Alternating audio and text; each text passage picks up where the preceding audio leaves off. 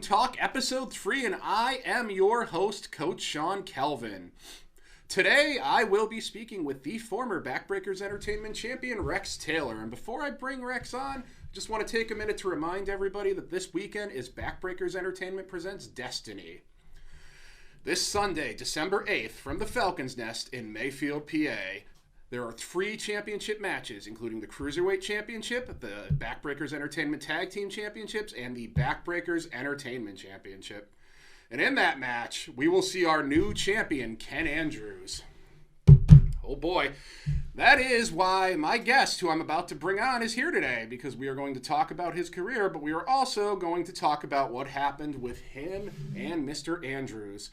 So I believe I have just been given the signal that he is on his way. Let's see, I'm looking at the door. There is the knock. Come on in, Mr. Taylor. All right. Don't knock anything over. You are a large man. Where's the fridge with the beer, huh? What do you got over here? We don't get alcoholic beverages. I get like Coach. Lemon lime carbonated drink. That's about it, you know. All right. Little thirsty and look at that. You want one? I can get you. Man, we got it. Yeah. I can get you a refreshment. No, what a jerk. The guy off camera is taking away the jerk. That's all right. We'll get into it, You know, normally I talk a little bit longer in the beginning, but it's kind of important that we do this interview because I want to get right into it. Why did you let that damn shoeless freak take our belt? Ken Andrews. Yes. Ken Andrews. Well, Ken Andrews, unlike anybody else on the roster, has completed his homework when it comes to research and everything on Rex Taylor. I'll tell you why. Because when it comes to Rex Taylor here at BBE, it's about power. I'm one of the most powerful guys in the back. You know that. I've relied on that for most of the wins in my matches, etc., etc. But Ken, he freaking did his homework. And in that match, he worked my arms. As you'll see when the footage comes out, etc. On Fight TV. Yes. He worked my arms. He created a wall between it. I knocked him down a bunch of times right at the beginning. I'm powerful. I'm Rex. There's no way he can stand to me one-on-one, toe-to-toe, whatever. The big muscles, brother. Then he made a wall between us. He fell on the apron. And the wall was the ropes. I went to grab him. He grabbed my arm. He wrenched it through the ropes. I gave him a shot. He grabbed my other arm, wrenched it through the ropes, and he worked my arms on the ropes. I headbutted him to get him off me. Finally got him off me. Then I tried to pick him up for triple power bombs, and that didn't go so well. And I felt a little something in this arm right here. Yeah, it's still healing. I don't know what it is. I must have pulled something, and I couldn't get him up for the third power bomb. And I felt that in the ring, and I was like, you know what, let me just go for the pinfall, whatever. But boom, he kicks out. And then I noticed that I have just like a big loss of strength in this arm. I guess I'll just say that. Yeah. Loss of strength in this arm. So, fast forward to the end of the match. He's sat up on the turnbuckle, which is kind of weird for me. I don't usually end my matches with anything off the turnbuckle. So I ran at him to give him a shot, kind of like an uppercut. Yeah. He wraps his arms around my hurt arm. He rolls me, and he's got me in this modified arm bar or whatever, and it's in there, and I could just feel the pain. I feel it, and I'm like, oh, Jesus. Like, really, of all days, of all nights, like, this is bad. He's going to tear my arm off. Something's wrong with me. And then I tapped. So that and all, you know, that's on me. Basically, I mean, like, there's no. You tapped out. He did everything he needed to do. He did his homework. He worked my arms. Something ripped in my right arm. He took advantage and he won. I had a bad night. What happened. How do you feel about the video that Ken posted, where he refers to himself as a professional wrestler and basically runs down you and pretty much everyone else in the Backbreakers locker room? He says I'm an athlete, doesn't he? Yeah. Which is it's a very odd insult. Like, you're an athlete. What are professional wrestlers? They're athletes. So yeah, and I don't know if he was just in the moment of winning the championship, which he probably was. You know, I am a professional wrestler. Yes. I look the part. I live the part, I should say. And an athlete, so. Yes. Ken Andrews, gosh, he's dressed like a beach bum. He doesn't wear shoes. He probably smells like that angry uncle we all have. He does. You know. I've been in the ring with him enough times to, yeah, you're absolutely right. He is the champ, though. It's interesting. It really is. And it's my fault I lost. It is. But I could say if there's a next time, which I'm hoping there is with management, BBE management, he has no chance. Different mindset this time. I'm not going to let him work me. I'm not going to let him build a wall between us. I'm not going to let him trap me. I'm coming through this a second time in another way.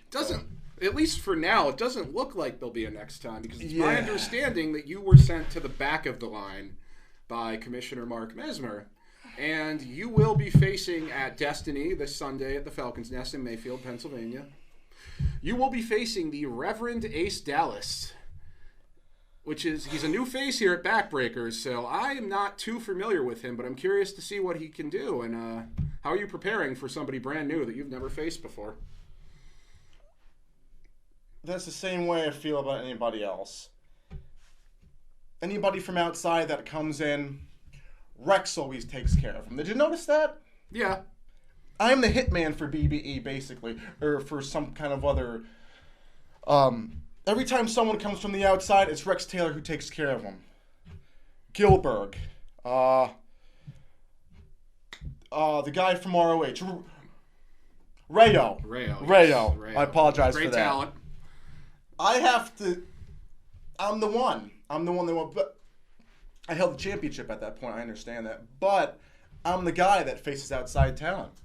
So you were the golden boy. Yeah. So with this Reverend Ace Dallas, I got that right. Yeah, that's his name.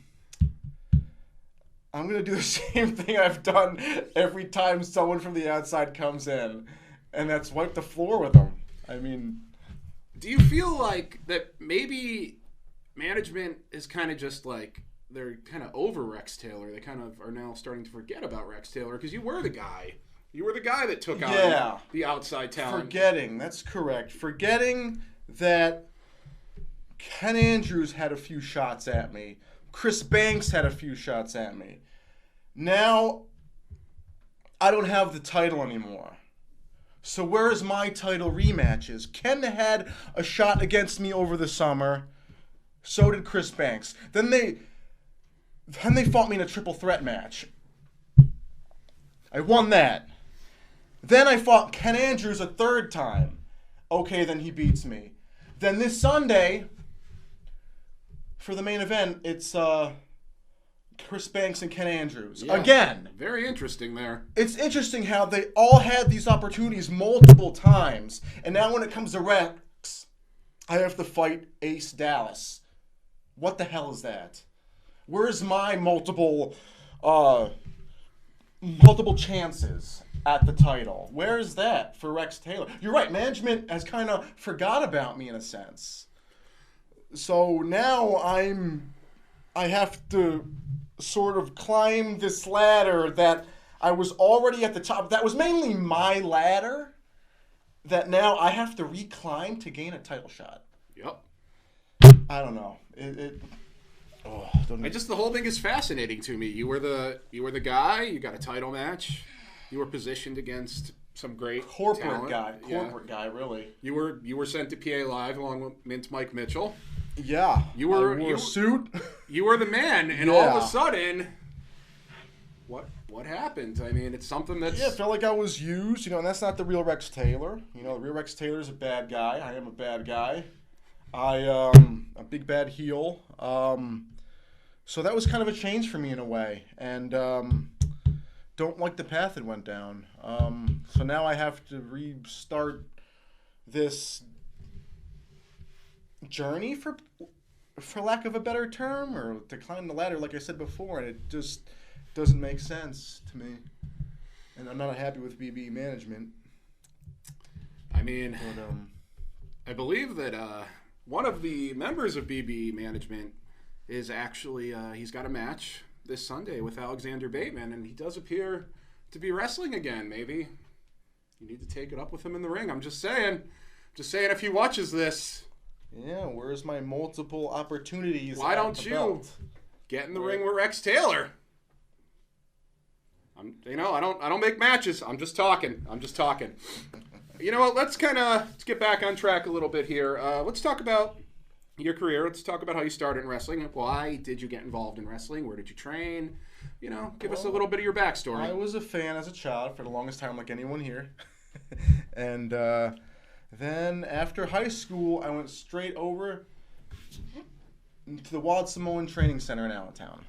And that's where it all started. Trained with the Samoans for 11 months. And then I graduated from the Wad Samoan Training Center. And I was on their shows, I want to say, for like a year. And you kind of would say, why just a year, Rex? Why was it so short? I was only there for a year, and then I went to seek other opportunities elsewhere to see how the world was, in the world of indie wrestling, professional wrestling. Yeah. And, but the training there was intense. Very intense training with the Samoans. Very thankful for that, though very humble for that, because it kind of molded me as well into the wrestler I am today, Some kids, they come in here, they're too soft, Too soft. They gotta, everyone's like, it's the sensitive era, everyone can't, you can't say that about me. You're a bully. And it's like, you need to take that. You're in a locker room with these guys. If somebody says something to you, just take it. Like, you're a wrestler. You're going to be critiqued. You're going to be called down. You're going to be made fun of, etc. You need to take it like a man. Yeah. So that's what I did, and I learned a lot from the Samoans. And I was trained by Samu mostly. I was trained by his father, Alpha the Wad Samoan, the Hall of Famer, for about a month, but then he left to Florida because he was starting the new training center in Florida. Oh. So I was with him for a month, which I'm thankful for. He went to Florida. Samu took over. Head shrinker. Samu took over from there. And Samu's also a Hall of Famer, by the way. So. Oh, yes. Thank you for the correction. Yes. Samu, Hall of Famer. So that was a great experience. The training, like I said, was the best part, that molded me. And, I've been, kicking ass ever since, I guess you should say. How did you end up here? Oh. At Backbreakers Entertainment. Well, Backbreakers Training Center, I should say. I was lost at one point. I was wrestling for promotions that would just automatically, out of the blue, shut down. No. Yeah. I've never heard of this happening in wrestling. When would this ever happen? Yeah, they just shut down. So I would join this promotion, and then some X amount of months later, shut down. Join this promotion, X months later, shut down. And it was like a repeated pattern. It was scaring the shit out of me. I thought it was something wrong with me. I had the curse. Like, every time Rex shows up at your promotion is shutting down. I thought it was a curse. Then I emailed Glory one day because I found out there was a training center in Scranton at the time. In Scranton, yep. So I emailed Glory, who I didn't know, and I was like, hey, I saw you have a training center, and, I'm a wrestler, and I always need work, I need to brush up on my skills. Can I come down sometime? Yeah. And he said, yeah. So I showed up one, I want to say like a Thursday night, and I didn't see him. He wasn't there, but H was. H was there, so I met Harzang, and I met Tyrone Kidd.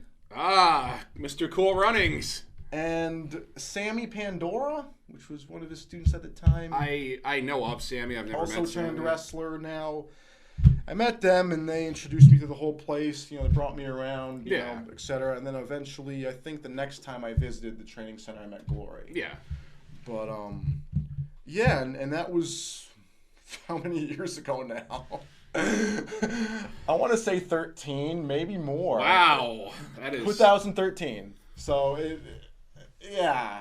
So you've been around for quite a while. Yeah, yes I have. Graduated from the Simones in 2009-ish. Yeah. So I've been... So yeah, you've done it all here. Since then. Pay-per-view. You've done the pay-per-view party era. Yes, the pay-per-view party era. Yep. I've seen backbreakers when it was at its lowest, and now I'm seeing it at a nice higher point. Yeah. And I like to see that increase more within time, and it's a good thing, Since entering the fight era with the Falcon's Nest, we've been seeing some growth, and hopefully we can kind of continue to grow and reach bigger, better milestones. I was glad to be a part of it. Yeah. Because could have been anyone else. Why did it have to be me? But I just shot out an email one night. Sometimes that's how it goes.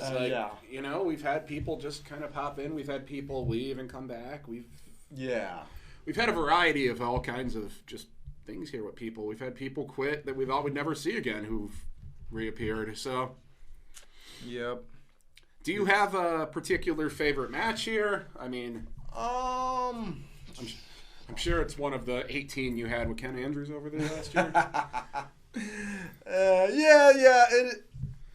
It includes Ken. I'll be honest, but it was the triple threat match over the summer with Chris Banks and Ken Andrews. That match, I'd say, was one of my best. That was a good match. That definitely, that there was a point in there where I could just feel it. Like I knew that there was a chance I could walk out of this, of course, and there was a chance I might not. But I stayed me. I stayed true to me and continued and fought through, and that was a great match. That triple threat on Fight TV. Fight TV. Soon you will be able to see it. Keep your eyes on Fight TV. Go to Fight TV, search Backbreakers Training Center.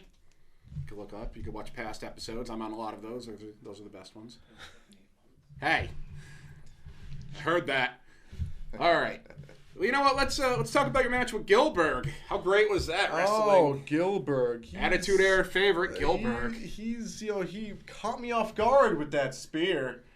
He caught the ref off guard too because he forgot how to do his job.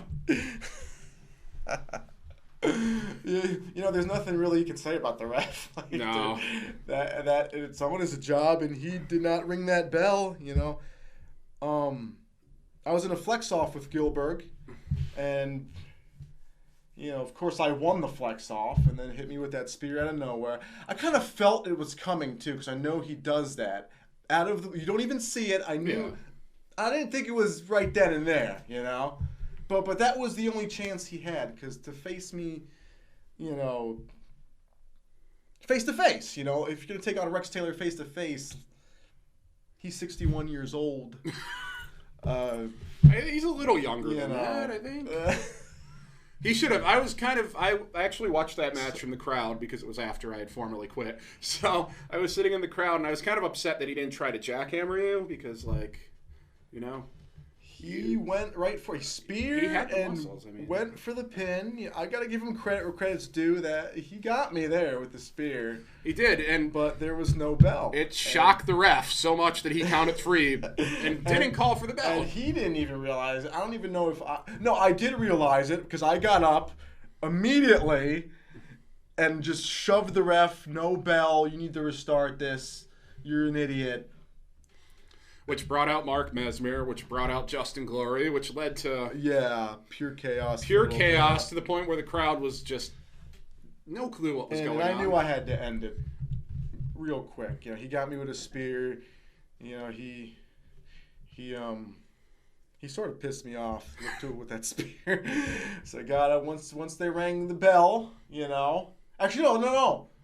It was already. He rang it when he pinned me, so that's when the match started. When Gilbert pinned me, is when the match starts. It was already on. So once that was explained to Gilbert. He turned around. I just knocked him out, one clean punch, and the rest is history.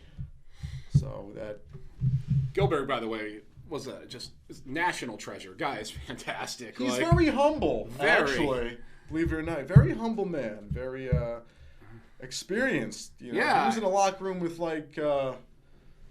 with Macho Man Randy Savage and Rick Rude and those guys. All the Attitude Era guys, Yeah, those guys too. Like he's seen it all. And we all know about his greatest victory over Harzang. So that one's for you, Harzang, when you watch this. So, but yeah, that was a great match. It was a lot of fun. The crowd really dug it. I enjoyed the sign that your female counterpart brought that said Gilbert shit. Yeah, it did. There's our first swear word, by the way. Carver Cross is going to be so upset because somebody beat him to the first swear word on Locker Room Talk. So I thank my wife for that. She yeah, post her. So that was awesome.